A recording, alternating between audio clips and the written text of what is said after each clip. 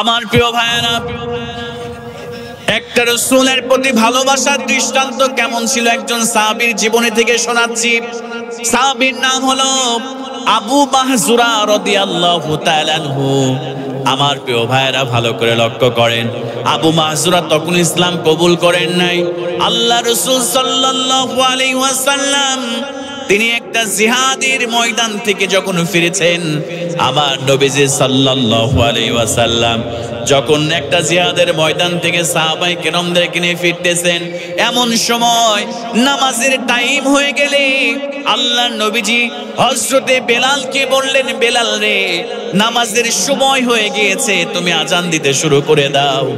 আমার প্রিয় ভাইয়েরা, ওই জায়গাটা ছিল একটা ইহুদি পল্লী, সেই জায়গায় ইহুদিদের বসবাস ছিল।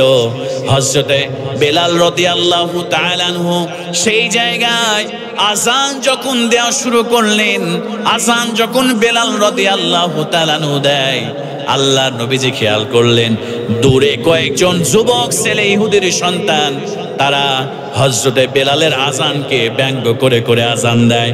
আমার নবীজি খেয়াল করলেন ওই জায়গায় ৫-৬ জন ইহুদির সন্তান যুবক, তাদের মধ্যে যে আজানকে ব্যঙ্গ করছে তার কণ্ঠটা বড় সুমধুর, তার কণ্ঠটা বড় সুন্দর।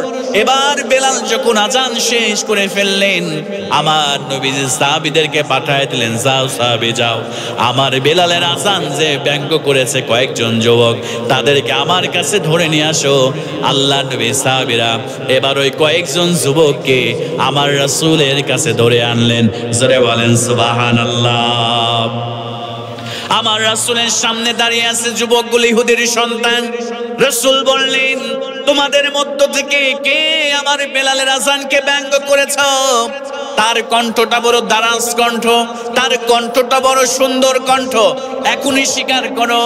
এবার সব বন্ধুরা আবু মাহজুরাকে দেখায় দেয়, এই যে আবু মাহজুরা, আপনার সাহাবী, আপনার সাহাবী, আপনার সাহাবী বেলালের আজানকে ব্যঙ্গ করেছে। আমার প্রিয় ভাইয়েরা, এবার যখন আবু মাহজুরাকে রাসূল বললেন, আবু মাহজুরা রে, আবার তুমি আজান দাও। আবু মাহজুরা বললেন, ওগো নবী মুহাম্মদ, আমি তো আজান দিতে পারি না। আপনার সাহাবী বেলাল যখন আজান দিয়েছে, আমি শুনে শুনে আজান দিয়েছি।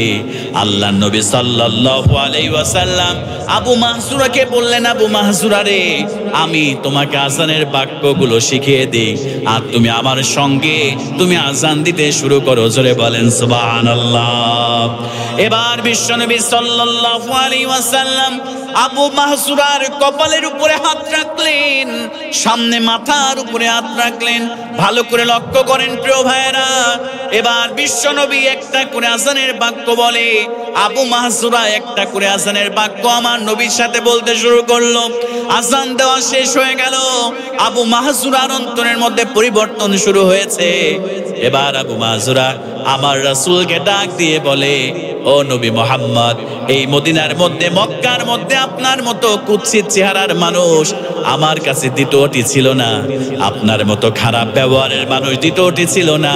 কিন্তু আপনি যখন আমার মাথার উপরে হাত রেখে আজানের বাক্যগুলো শিখিয়ে দিয়েছেন, আমার অন্তরটা প্রকম্পিত হয়েছে। আপনি হাতটা সরাবেন না, আমাকে কালেমা পড়িয়ে আপনি আমারে মুসলমান বানায় দেন। জোরে বলেন সুবহানাল্লাহ। হযরত আবু মাহজুরাকে কালেমা পড়ে মুসলমান করলেন। ও নবীর উম্মতেরা, আবু মাহজুরা কেমন নবী প্রেমের দৃষ্টান্ত স্থাপন করেছে ভালো করে লক্ষ্য করেন। এই আবু মাহজুরা ইসলাম কবুল করার পরে হযরত আবু মাহজুরা রাদিয়াল্লাহু তাআলা আনহু তিনি সাইডের চুলগুলো কেটে ফেলেন, পিছনের চুলগুলো কেটে ফেলেন, ডানের চুলগুলো কেটে ফেলেন, বামের চুলগুলো কেটে ফেলেন, কিন্তু সামনের চুলগুলো আবু মাহজুরা তিনি কাটেন না। জোরে বলেন সুবহানাল্লাহ। সাহাবায়ে কেরাম বললেন, ও আবু মাহজুরা রে, তোমাকে বড় বিদঘুটে লাগে, পিছনের চুলগুলো তুমি কাটো, ডানের চুলগুলো তুমি কাটো, বামের চুলগুলো তুমি কাটো, কিন্তু সামনের চুলগুলো তুমি কেন কাটো না? আবু মাযুরা ওই চুলগুলোকে খোপা করে পাগড়ির মধ্যে রেখে দিতেন।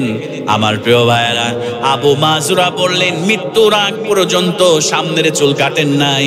সাহাবীদেরকে ডাক দিয়ে বললেন, সাহাবীরা শুনে নাও, আল্লাহ রাসূল সাল্লাল্লাহু আলাইহি ওয়াসাল্লাম আমার মাথার উপরে হাত রেখেছিল, আল্লাহ নবীজির হাত মুবারক আমার চুলের উপরে লেগেছিল, এজন্য আমি আল্লাহ রাসূলের হাত মুবারক যেহেতু আমার চুলের উপরে লেগেছে, এজন্য আমি মাহজুরা বামের চুল কাটি, ডানের চুল কাটি, পিছনের চুল কাটি।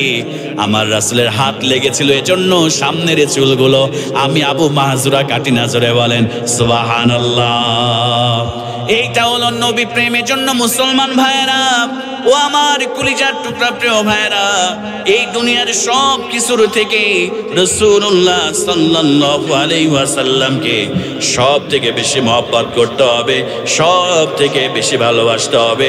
তাহলে রব্বুল আলামিন আমাদেরকে পরকালে জান্নাত দিয়ে আল্লাহ পাক রব্বুল আলামিন আমাদেরকে ধন্য করে দিবে। জোরে বলেন সুবহানাল্লাহ।